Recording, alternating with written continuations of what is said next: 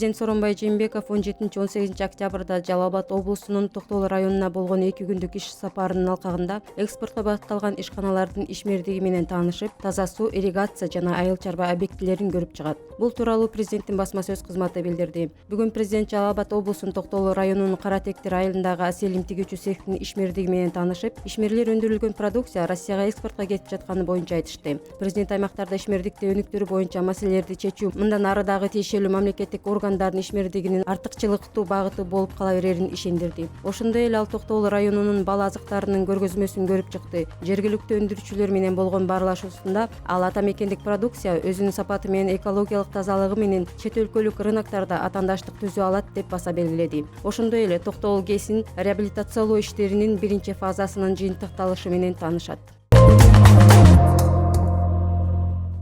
Улуттук коопсуздук боюнча мамлекеттик комитеттин төрагасынын орун басары Мирлан Тургунбаев жогорку кеңеште депутаттардын суроолоруна жооп берип жатып, Сириядагы атайын лагерлер менен түрмөлөрдө 500дөй кыргызстандык кармалып турганын маалымдады. Анын айтымында учурда ал жактагы аялдар менен балдарды алып келүү боюнча сүйлөшүүлөр уланып жатат. Сирияда жүргөн жарандар, анын ичинде аялдар, балдар боюнча идентификациялоо иштери жүрүп жатат. 500дөн ашык кыргызстандык качкындар лагеринде түрмөлөрдө жатат. Алардын алып келүү боюнча сүйлөшүү жүрүп жатат, деди Тургунбаев. 2013-2014 жылдан бери Сирия менен Ирактын жоочуларына 800дөй кыргызстандык барып кошулганын, 200гө чамалуусу каза болгонун күч органдары расмий кабарлаган. Кеткендердин 150гө жакыны аялдар. Буга чейин Сириядагы качкындар лагеринде кармалып жаткан кыргыз жарандар менен жолугуп, дайынын билиш үчүн эл аралык уюмдар менен сүйлөшүүлөр Кыргызстандын Туркиядагы дипломатиялык корпусу аркылуу жүрүп жатканы айтылган. Сирия менен Ирактагы кыргызстандыктарды кайтарып келиш үчүн өкмөттө вице-премьер-министр Жеңиш Разаков баштаган жумуш тобу түзүлгөн.